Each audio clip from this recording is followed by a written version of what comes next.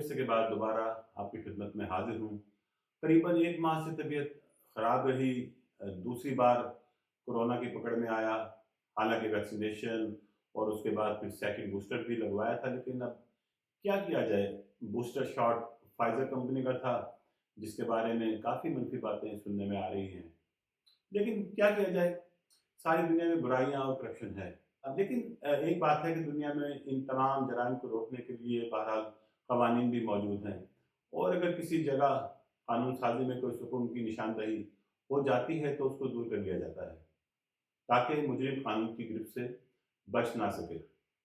लेकिन आपको ये अंदाज़ा अब तक तो हो गया होगा कि पूरी दुनिया में सिर्फ पाकिस्तान वो वाहिद मुल्क है जहां अगर कोई ऐसा कानून नज़रों में आ जाए जिससे किसी ताकतवर के शिकंजे में आने का इम्कान पैदा हो सकता हो, वो कानून हमारे कानून साज इदारे जैसे पार्लियामेंट उसे रातों रात तब्दील कर देती है।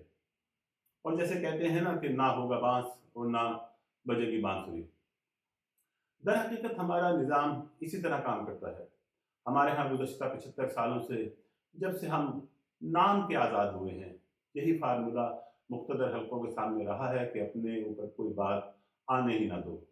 अगर कहीं कोई ऐसा शायबा भी पैदा हो तो ऐसे कानून को ही हमारे यहाँ कूड़ेदान में फेंक दिया जाता है।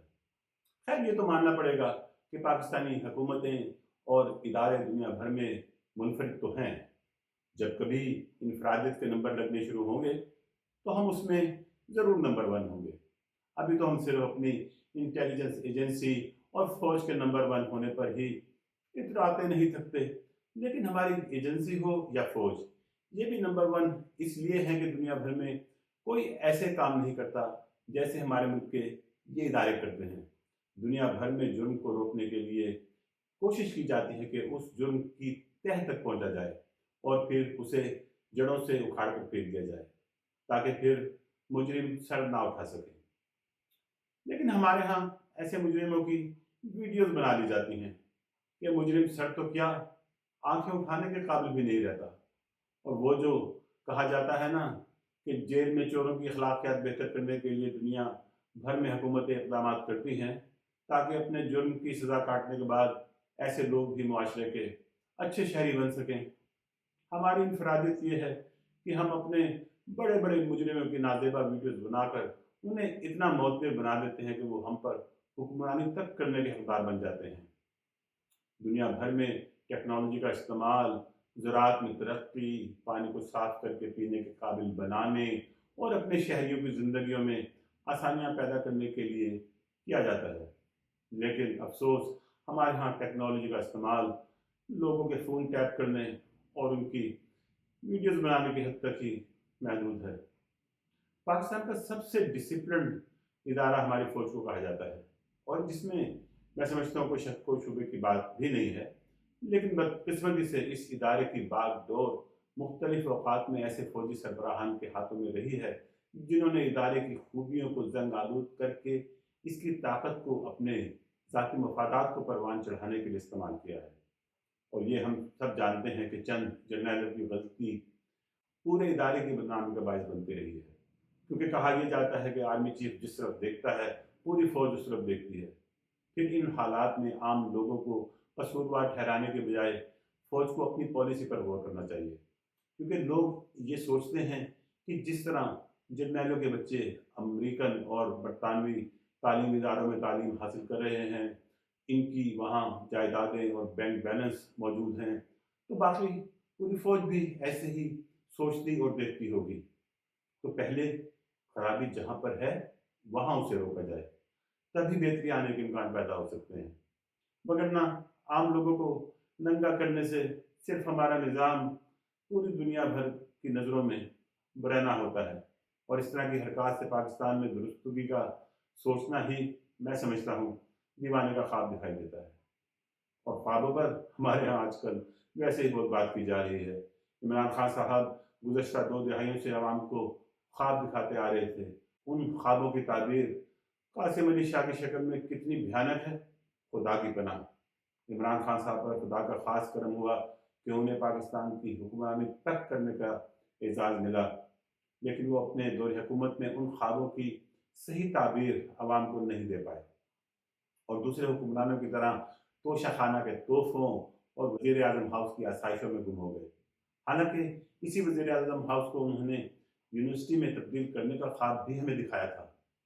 اب عمران خان صاحب اپنی ہر کمزوری کا ملبہ جنرل باجوہ پر ڈالتے دکھائی دیتے ہیں، جس کو میں اور میرے جیسے بہت سے لوگ ہضم نہیں کر پا رہے، کیونکہ میں سمجھتا ہوں کہ ایسے سینکڑوں کام کیے جا سکتے تھے جن پر باجوہ صاحب کو اعتراض ہو ہی نہیں سکتا تھا۔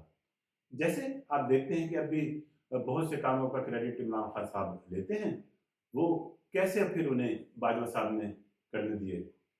میں ان کی اس عادت کو بہت پسند کرتا تھا کہ وہ اپنی غلطی کو تسلیم کرنے میں کوئی آر محسوس نہیں کرتے، لیکن اب وہ ہر برائی کا ملبہ جنرل باجوہ پر ڈال کر خود پتلی گلی سے نکلنے کے چکر میں رہتے ہیں۔ ان کی ایک اور برائی بھی ان دنوں میں بہت بری طرح ایکسپوز ہوئی ہے، اور وہ یہ کہ وہ پاکستان کے باقی سیاستدانوں کی طرح ہر صورت میں اقتدار کے حصول یا اس سے چمٹے رہنے کی شدید خواہش لیے بیٹھے ہیں۔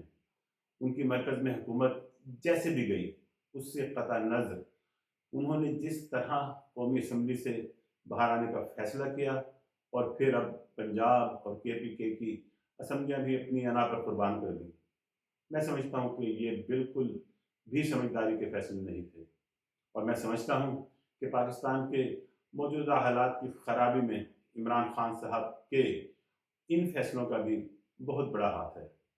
انہیں چاہیے تھا کہ جب ان کی مرکز کی حکومت گئی تھی وہ احتجاج ضرور کرتے، وہ ان کا جمہوری حق تھا، لیکن اسمبلیوں میں بھی اپنی موجودگی برقرار رکھتے۔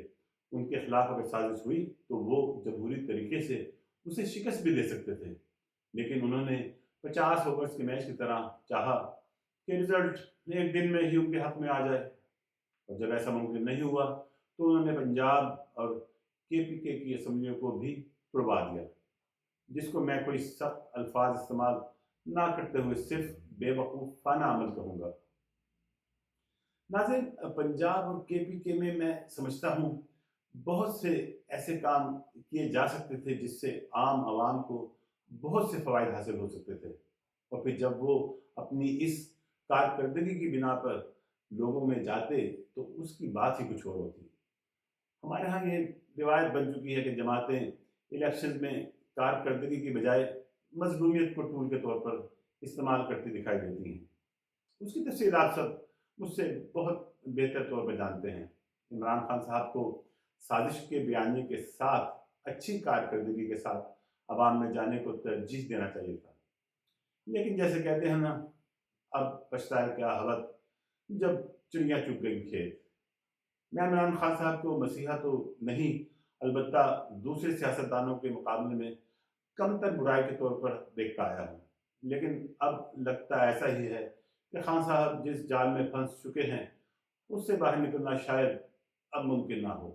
پاکستان جیسے 1947 کے بعد سے چلتا آیا ہے، افسوس یہ ایسے ہی چلے گا۔